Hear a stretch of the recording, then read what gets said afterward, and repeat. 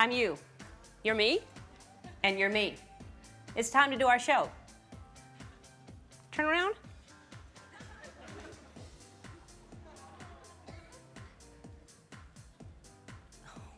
So that's what my butt looks like.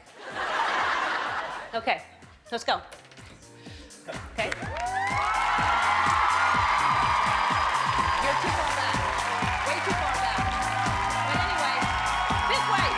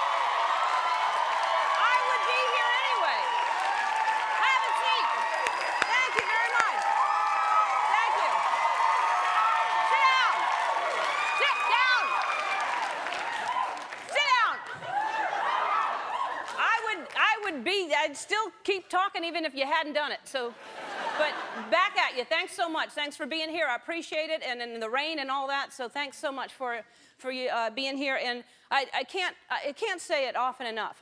So I'll say it again. When I was doing stand-up, I used to travel to your towns, your cities, your counties, your areas, and I would say, I love doing stand-up, I love talking to people, but I wish you would just come to me. It would be so much better if you'd all come to me. And now, 20 years later, here you are coming to me, and I appreciate it, and I thank you very much, because you're all coming from different places. Thank you.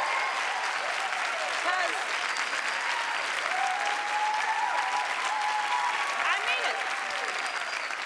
I like it a lot. It's very, very convenient to me to come here. And you're just all sitting here ready for me. You're all dressed and smell good and all that, and I just come out and talk to you. And who doesn't love things that are convenient? Everybody loves things that are convenient. I mean, that's why there's fast food. You know, when you think, this is what I spent my afternoon thinking about, that that's why you have it on the way home from work, you just drive up to a window and somebody hands you your dinner. And when you think about where that started, the hobo actually started this. He would jump off a train and steal a pie that was cooling from the windowsill, and still doesn't get the credit. The hobo, though, started the fast food movement. And even more convenient, we can have food delivered nowadays. People will bring food to you unless you're in a small town. Then you have to drive really, really far for your vittles. And which I believe when you're in a small town, the food is called vittles. And trust me, don't call it food. The people will look at you like, what? And so unless you have to cook the vittles, and then that's not convenient at all. Unless, of course, you had the crock pot, which is the most convenient thing that was ever invented. Remember the crock pots? The greatest invention, because what you do, all you had to do is you threw a hunk of raw meat in there and a potato, and you'd go to work and you'd come home and you'd have a delicious dinner for 5 with braised carrots. And we never knew how the carrots got in there, did we? No. But when food's delicious, you don't ask questions. So, and now, and also what I miss, I don't know why we don't have that anymore, is the milkman that used to deliver. Do you remember the milkman? Are you old enough to? They bring fresh delivered milk from a cow or that's where it comes from, right? Oh, Mama used to love the milkman. I remember Mama would send me out to play when he'd come, and she'd love the milkman. Just the sound of his bell would make it weaken the knees. It did, Mama. You know it did. Everything is convenient now, really. I mean, there are places in Texas. This is true. I'm not making this up. If you're from Texas, you know this. You can drive through and get a beer. There's like open beer. You just drive through and get a beer. It's called the Beer Barn. And I think you should at least have to walk a straight line to get in there and get the beer, myself. But some places you can go and get beer and ammo. Did you know this? They're like called suds and shells or guns and liquor or something like that. But, and I'm hoping down the road there's a drive-through jail so you can just drive yourself in there because you're asking for it, driving around with ammo and beer in your car. And convenience stores now, they're called convenience stores because who wants to really go to a regular store, wait in line for some 10-cent shoelace, you know? You don't have time for that. You just run into a convenience store and presto, you got a pair of $6 shoelaces and you're back home. My job is the most convenient job because it's really one-stop shopping. I come, I talk to people, I feel good, I laugh, and when I feel like dancing, all I have to do is say, Tony, make me dance.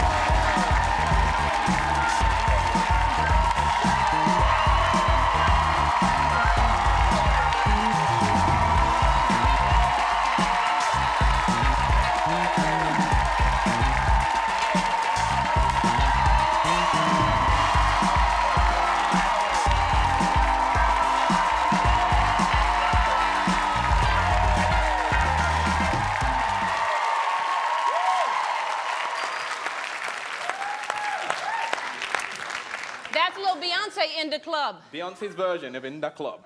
On the show today, Bradley Whitford is here. And the award winner from the West Wing. Bradley, nice guy.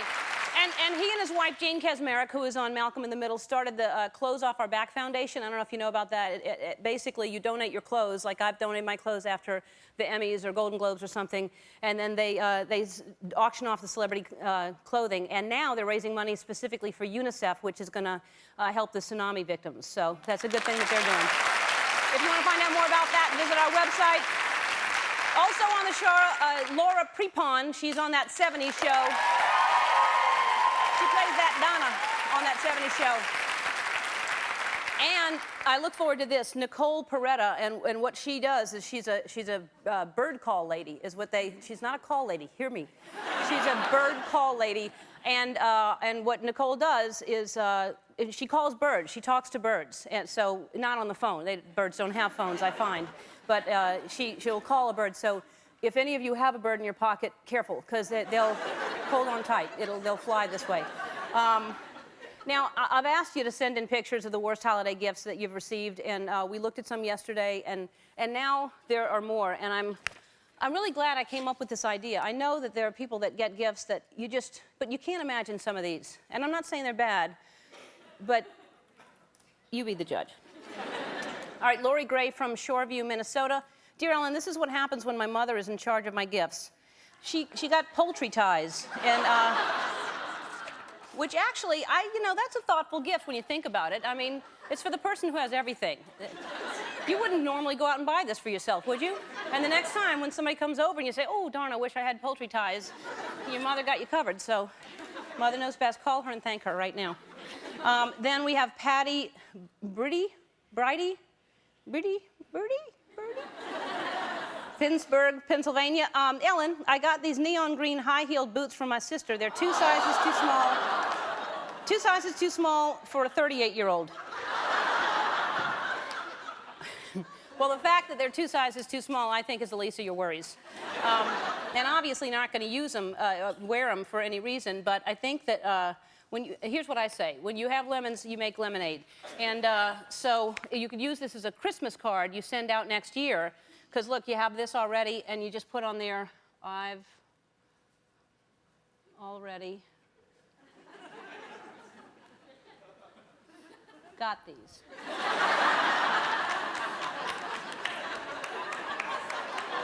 See? So you send that out.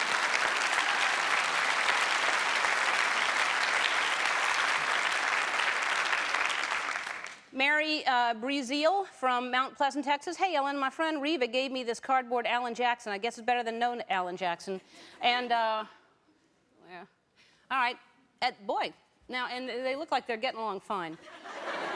So, well, that's not a bad gift idea at all. If if you like Alan Jackson, your friend was being thoughtful. I actually, for Christmas, gave Tony a cardboard cutout of some of his favorite celebrities. Tony, are you enjoying them? Yep. Thank you. Good. I love my gift. Okay. Get your hand off me. Yeah. All right, Sally Geldard from West Brookfield, Massachusetts. Dear Ellen, haven't you always longed for a video of a fireplace? I guess my mom thought I did. So she got a video of a fireplace. And, you think that that's a bad idea. That's actually a great gift idea. I don't know if you know this. I just heard about this myself. In New York, every Christmas Eve, there's a television station that plays a video of a fireplace. I don't know have you heard this? And they call it the Yule log. And literally, it's just a burning log in a fireplace with Christmas carols playing in the background. It's become a Christmas tradition, and so many people watch it while they decorate their tree and wrap presents and everything. It started in 1966. It went off the air in '89, and people went nuts, and they brought it back in 2001. And every year, it's won its time slot against whatever's up against it. And again, this year, it was #1 against anything else on television. And I pay attention to what people want to see, I'll tell you that. And if it's that popular, here we go. I now present to you the Ellen DeGeneres Show Yule log.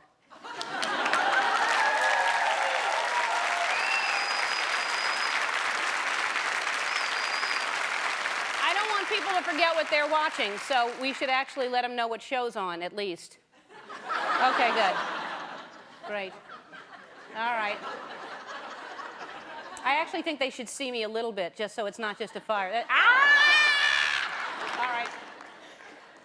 Then people do, that's kind of weird. Why don't we make the fire smaller and then me actually the whole thing, and see if that's too small. Why don't we put it in the looky-loo so it looks like I have a fireplace? There, that's nice, right there. So, ooh, yeah. That's nice. I could draw like a marshmallow on a stick or something like that.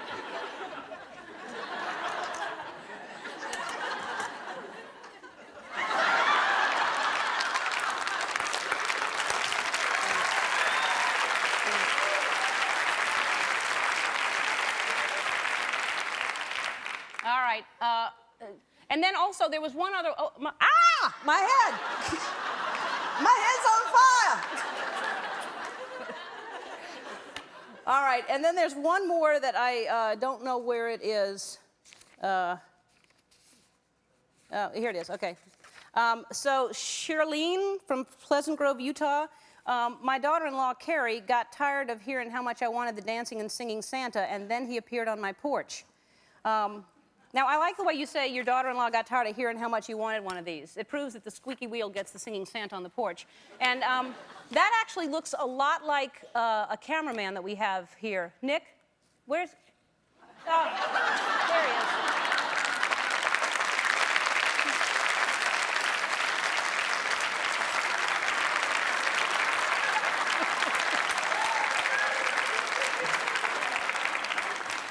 Oh, that's so lifelike. It's frightening. Look at that.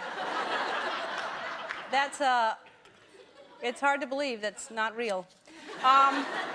Okay, I want to thank everybody who sent in their worst gifts, and if you have a worst gift that you think can top that, go to our website and find out how you can do that. And if you really want to give a gift to somebody who really needs it, how about the victims of the tsunami disaster? And here's what you can do. The American Red Cross and UNICEF say the best thing to do is to donate money.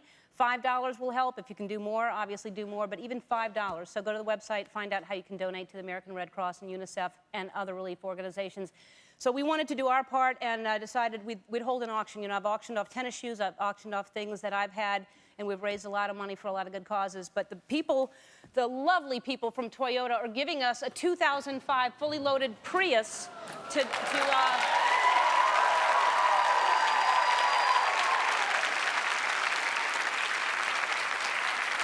fantastic? We're going to put it on eBay for auction. So it'll be on eBay for auction. It's a hybrid car. I have this exact car, the same color, the same car. It's a great car, and there's a 6-month waiting list for these Priuses, and so if you don't want to wait for that and you want to do some good, here's your chance. So go to our website and find out how to bid on the Prius, and you can also help the victims. So when we come back, Bradley Whitford will be sitting right over there. We'll be right back. For 6 years, our first guest has played Deputy Chief of Staff Josh Lyman on NBC's hit show, The West Wing. Take a look. Please welcome back Emmy Award winner Bradley Whitford.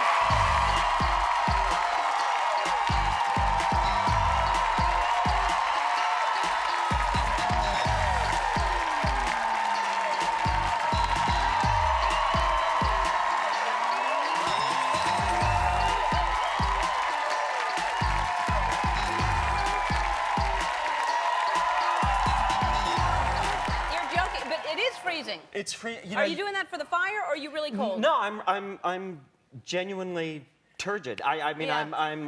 I'm Turgid. goosebumpy. Yeah? It's cold in here today. The bird caller is very upset about the poultry ties. I don't blame her. So I don't encourage it. I just report the facts. I understand. I don't know even what they are. well, she's very upset. So All right. Well, I'll talk to her. Okay. But we don't have them here on the set. There are no one's brought poultry ties here, right? No one has any. No. We'll calm her down. Happy New Year to you. Happy New Year to you. You look good, by the way. You look really good. I'm just cold.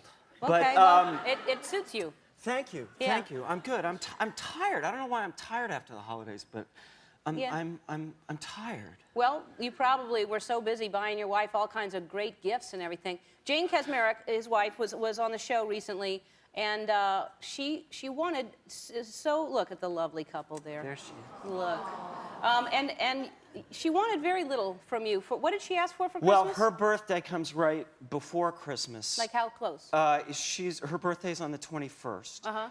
So I got her actually a doorstop for her birthday, and then I got her a skillet for eggs. For her to hit you with, probably. No. No, I mean it was it was black and it Like a heavy iron yeah, skillet? and nothing sticks to it. Uh-huh. So A doorstop and a skillet. Yeah. So you spread those out to make it really nice. So you had one. I spread them out over over 4 days actually. Am I forgetting? Weren't you the one who did that romantic, lovely tribute to your wife when you won the Emmy? Yes. And it seemed like you were such a romantic guy. Well, and that was it. It was really Yeah. that night. Yeah. Now, was she disappointed in that? No. She does not want stuff, but I mean, all she wanted were a doorstop and a skillet, and the skillet was sexy. I mean, it was black. It was really a great skillet. Great looking skillet. Yeah, beautiful. Yeah. Well, no, she is. And her father is so kind of tight with the money, and so she's kind of like that too. Because she was talking about a Christmas tree and how she Yes. refused to spend money on a Christmas tree that was it was too expensive. Jane will spend hours chasing down, $1.39 from the phone company. So she went all over the greater Los Angeles area finding the cheapest Christmas tree. Well, that's great Yeah. that she does that. I think that's great. And now, tonight's episode, we just saw a clip of that, by the way, that I assume that's from tonight's episode. Yes, Okay. tonight's. And you wrote that. I wrote that. It was a terrifying, strange... First time? First time. I am supposed to direct an episode, and I went to John Wells, and I said, I have this idea that has nothing to do with my character, so I won't have to act while I'm directing. And he said, well, what's the idea? And I told him, and he said, well, you should write that up, write a pitch of it. And I thought the other writers would write it, so I wrote it up, and then I wrote it up again, and then he said, you should write it. So I went through this kind of demented 10-day period of just, I had Post-its all over the place. It was staying up all night. It was terrifying. Wouldn't you just use a regular sheet of paper? Post-its, it seems like you're going to have to piece everything That was together. the hard part, is having to your paste problem. it together. Yeah. And then you shouldn't have used Post-its. giving the Post-its to the actors yeah. on the set was Right. really rough. But do you enjoy writing? I hate writing. Yeah, I like the performance of it, but the actual process of it is torture to sit down and force yourself it's to awful. write. I just felt like I was, a little head bobbing in a sea of failure. It was awful. A little head bobbing in a sea of failure. But it was really fun to do, and it was a Uh-huh. great chance that John Wells gave me. And Yeah. it was amazing to write your first thing, and you have Alice and Janney saying it, you know? Yeah. No, I can't wait to see it. It looks great. I saw some of it today. Oh, good. So congratulations. Thank you. All right, we're going to go to commercial when we come back. It's a little late now, but it's good to get started for next year. You have some important party tricks for us. I have, some go-to tricks 'Cause- when things get dull. Yeah, and that can happen at parties. It happens all the time. Yeah, I can't wait to when see I'm him. there. All right, we'll be right back right Okay. after this. Back to Bradley Whitford. All right, so now, is this something you're passing on to your children, or what kind of party Well- tricks are they not, anyone can do them? No, you have to kind of work up to them. But I've been to some parties where you've been, and I know you often, that moment, you don't know what to say. Me? You're often struck dumb. That's me. And when it gets awkward, and I'm really trying to teach my kids this, you really want some sort of go-to kind of body trick that will, invite conversation. A body trick. A body trick. Okay. So, It does not involve poultry ties. Please tell me that. No. All right, good. Actually, if you had a poultry tie, it would work on Really? this. Yes. All right. Yeah. But I don't know if you have a big enough one. But you have to kind of loosen up a little bit. So okay. come over here. You're a girl. Yes, I am. Yeah. Can you do like a split thing? No, I can't do a split. I'm limber, but I can't do a split. Let me see what you can do. How is this about me all of a sudden? Believe me, this is all about you. So you have to go this way, right? Yeah, or you can do it forward. That's pretty good. I don't. Very good. All right. You have to come up a little bit. All right. See, Oh, for God.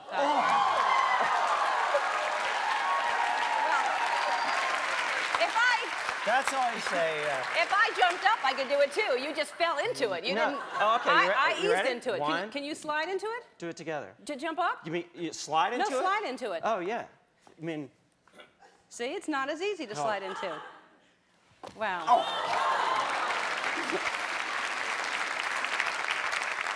All right, you're a man, right? Here, I'll just kick it up. No, I can't do that. I know I can't. All right. But what else? but the real party trick, and this was actually a big date night event. Oh God! Between you for- and Carmen Electra, if you would have been here with her. Jane and me. One night in Milwaukee, I ended up on a pool table with my legs behind my neck being spun by my wife. So this is the trick. And if you want to, you can spin me and I'll try and be. Now spin.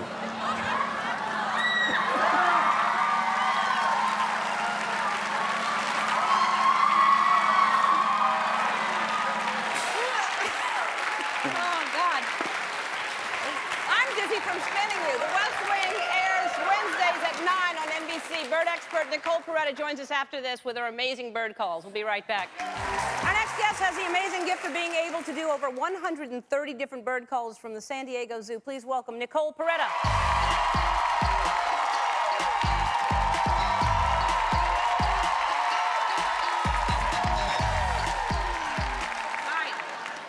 Is that a certain bird? Yeah, warm up if you'd like.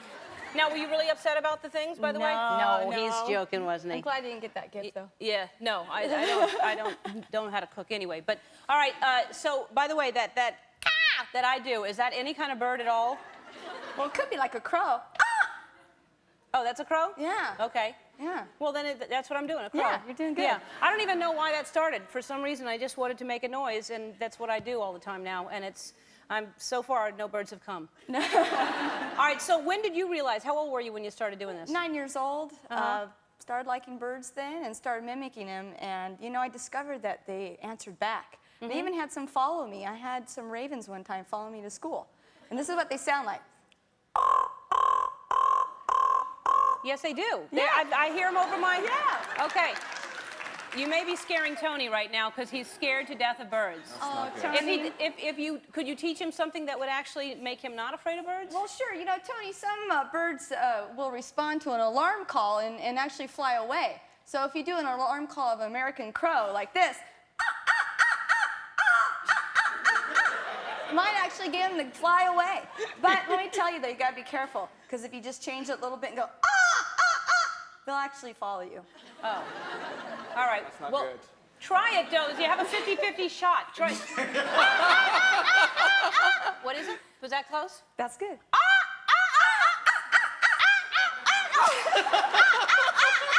There you go. All right. Yeah. Don't Tony. follow me. Tony? Try it.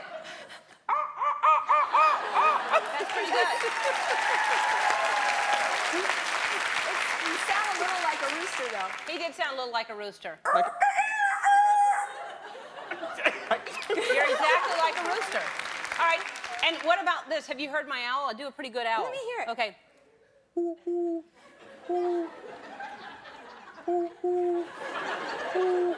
That's good. That's a great horned owl. Is it a horned owl? Yeah. But then there's one in the yard also that's a... One will do that, and then the other one will go... And then the other one... I've been told that's a male and female. Is that right? Talking to and they're each talking other. to each other. Is it a mating thing or a hunting thing? Mating thing. It's a mating thing. Be careful. Well, they're not even in the same tree. They're like trees apart. They're not doing it right. They just are talking to each other from different trees. All right, and what owl do you do? Well, I can do a western screech owl. What's that? Okay, it goes like this.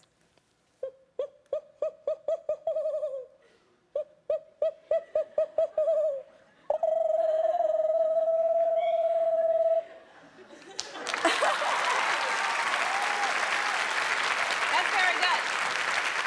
And I'm doing a horned owl? Uh-huh. A horned owl. That's what those are. Yeah. And that's what usually is here in Los Angeles? Yes. I haven't seen them. I just hear them. That's And their- sometimes they go away for a long, long time and they come back. Well, they're still there. They just call in the breeding season, which is usually the beginning of the year. Oh, so they're there, they're just being quiet. And then, because they're silent, you can't hear when they go down to pick up their prey. They don't even make noise with their wings, do they? That's right. That's amazing. Yeah. And so, but hawks, I don't know how they eat. Because hawks are circling around way up in the sky looking for like a lizard or a snake or something. And how do they sneak up on them from that far away and get something that quick? Some hawks hunt that way, but a lot of hawks actually hunt by sitting on a pole and waiting for something to crawl underneath them, and then they'll grab them that way. Lazy. All right. Okay, and so what is this is a mourning dove. And, all right. And this is a kookaburra? Yes. Kookaburra. Where's this located? Australia? Okay, and what does that sound like?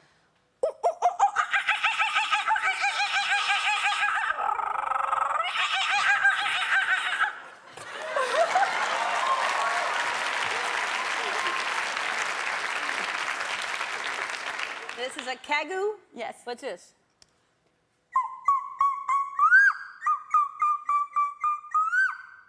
God, that's so good. All right. I had an African gray for a little while. I love these birds, but they have a lot of noises. What does this sound like? They do a lot of noises, Yeah. but this is one that they commonly do.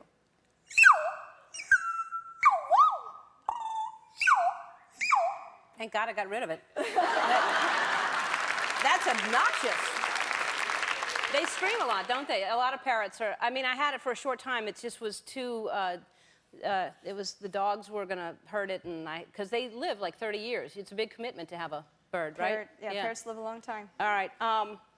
Okay, so acorn woodpecker, which I've seen these in my yard, Yeah. actually. Yeah, they're here in California. Well, are you just gonna knock against wood or something? What are you no, gonna do this for is this? what they do.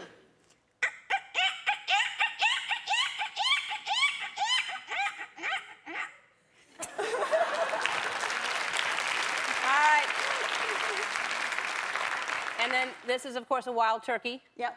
And They have a couple different calls. I'll do two of them. Mm-hmm.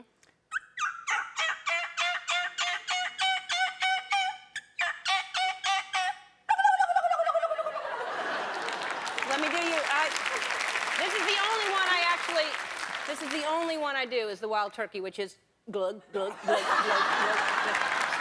See? All right. That was fascinating. fascinating. Will you come back? Because I think that's amazing that you do. And you do how many? 130. Wow, that's incredible. And you work at the San Diego Zoo taking care of birds Yes, I'm a and bird little baby keeper. birds. And that's a great job. Good for Yes, you. it is. Thank you so much for Thank being you very here. much for having me. All right. Laura Prepon joins us after this. We'll be right back. Our next guest has played Donna Penciotti for 7 seasons on Fox's hit sitcom That 70s Show. Take a look. Please welcome Laura Prepon.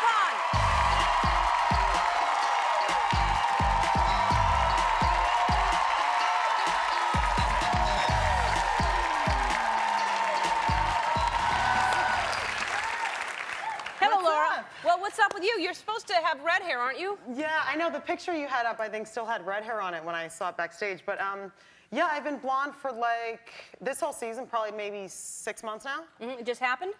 No, I actually went blonde for this movie I did, and everyone liked it, so they, you know, they wrote it onto the show. And the day, actually, this is unbelievable. I've always been a redhead, and then when I went blonde, because you know how you do meetings on like the Warner Brothers lot, or like you have to park in the lot and you have to walk a mile across the lot to get to the building you need to go to? Yeah, okay. It's okay. So you go to those meetings, and the first day I went blonde, I actually parked my car. I walk out of the lot, and this guy like pulls a Yui in his little golf cart, and he's asked me if I want to ride, and I jump in the car, and he brings me like all the way across the lot. And I've been going to meetings on lots for like 6 years, and this is the first time that anyone ever offered me a ride. Wow. And it was the day I went blonde. Here's the thing that I was really want to talk to you mostly about. Hopefully other people are fascinated too. Okay. You have an obsession with poker like I do. I do. But you more so than I do. But Texas Hold'em is the game that I'm obsessed with right now. Yeah. Is that your game? Yeah, No Limit Texas Hold'em. It's awesome. It's really funny because, like I said, most of my friends are guys, and my house is pretty much like a bachelor pad. And my former living room, it's empty, and there's just like a poker table in it. And it's really great because most of my friends have keys to my house, and my house is like Grand Central Station. They just come in and out. So I'll get home at 11, 12 o'clock at night, and then there's always a game going on. Can I get some keys? So, absolutely. And what do you have, an 8-seat? How many people play usually? Yeah, usually at least 8. Usually it's a full table, maybe 9 or 10. And what are your blinds? Like how much to play? It totally depends, because some of our friends actually, some of my friends are waiters, and they come over with like $40 in tips and try to make their rent money. And sometimes they end up sleeping on my couch. Other times they make their rent, and I don't see them for like, next night or a couple nights. But yeah, it's great because whenever I want a game, I got one. What's the most that you've won? It totally depends. If it's a smaller game, if I'm having a really good night, I can make like $2 grand in maybe 3 or 4 hours. Really? Yeah, but one of my friends is on this insane hot streak right now, and he took down like $2 grand in the last 2 days. Wow. So yeah, it's been pretty crazy. And have you played on like the Bravo thing, the celebrity No, poker? I haven't done the Bravo thing, but I played in the World Series this You year. did? Yeah, which That's was awesome. huge. And I beat out all the guys I was with. Thank you very much. You did? Yeah. It was my first time, and basically I made it to like the end of the second day, which for your first time I hear is like really good. Well, yeah. So you it was beat awesome. out like what guys? Oh God. Chris and Danny played. And I beat them. And then one of our friends who's a professional poker player, actually, I outlasted him too. But it was great. Is it Toby Maguire? No. Yeah, it is. No. Yeah, it is. It was awesome. It was awesome. So yeah, And, that's huge. Yeah, it's cool. And I watch like a ton of poker. And I actually have my own poker show coming out in mid-March. It's going to air on E! Really? Yeah. And what's different about that? Well, it's really cool because I watch a lot of poker. I'm always, wishing that they could actually show what it's like in a real, in a real home game. So, and all those shows are rad. I mean, I watch World Poker Tour, Celebrity Showdown. But I always want them to show what it's really like with all the crazy, like, the fighting and the conversation and the laughing and the trash talking and just everything that goes on. And so I just did it myself. Oh, that's great. Yeah, it's going to be awesome. Have you already shot the pilot? No, we start shooting at the end of January. Oh, that's great. So yeah, we're airing mid-March, so that's going to be awesome. Oh, that's fantastic. Yeah. I'll play. Awesome. Will you? Yeah, I will. Okay, good, because it'd be great. Yeah, I would love to do that. I'm not Awesome. that good. And you watch the professionals, and they fold like a king and a 4. I'm holding on to that. Like I'll play any hand. I'll play a 2 and an 8. Now I've given you away. Come play in my game. Yeah, exactly. Bring lots of money. Yeah. Well, because you never know. Maybe two 2s are going to come down, or two 8s. You never know. Absolutely. I play every single hand. Awesome. But sometimes I don't. Well, a lot. I'm getting a read. I'm bluffing. Yeah, but a lot of players actually, you know, they play like that. Like Gus Hansen, I love Gus Hansen. He's awesome. Yeah. And he plays like garbage hands, and Yeah. he's won like 3 World Poker Tour No, events. Gus is great. So- He just was knocked out right away in the last round. Did you see that? I was so mad. Anyway, we can talk about this forever. We have to go to a commercial, and we'll talk about something other than poker. Maybe not. We'll be right back. Probably not.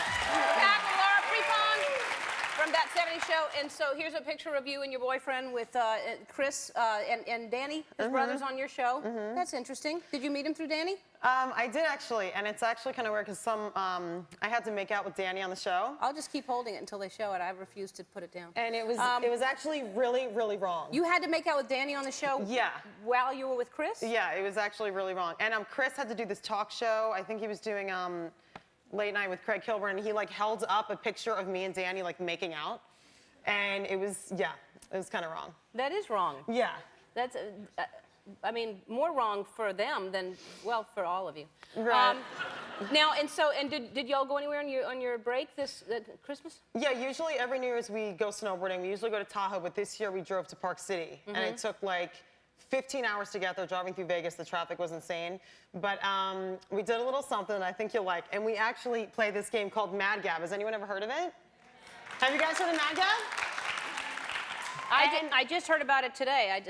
Yeah, because I actually never heard of it, but it's amazing. And it took, you know, the time went so fast, and I'm going to show you how to play it. All right, well, they showed me sort of, and we put them on bigger cards. They're small cards. I don't know how you do this while you're driving. That's dangerous. But Okay. anyway, so... Well, basically, I would show it to Chris, and we'd take turns, and then I'd read it out loud, and then I'd hold it, because one of my friends was in the back seat, too. All right, so I'm holding this up, and you're going to read this, and Right. I have the answer on the back, and so read it out. So basically what you do is it sounds like a sentence, and you have to kind of word it out, and then you figure out what the phrase is, basically. Okay. And you sound kind of like a little crazy when you're doing it, but you'll get it after the first one, I guess. Okay. Okay. Do I know you? Do I know you? Do I know you is right. Okay. Okay, yeah, 20 seconds on the clock. Okay, keep going. You have 20 seconds on the... A packed house? Yes. All right. This side's harder, too, on the other side. H2O? Yes. Awesome. I'm going to be horrible at this. Used ink. You stink. Awesome. All right. Safety zone. Safety zone. Yeah, all right, that's good. Awesome. All right. You're holding it up Okay, this I'm way to holding it me this so that way? they can see. Yeah. Or Yeah. this one. Okay. Nicotine. Awesome. Wow. A countered hop. A countered hop.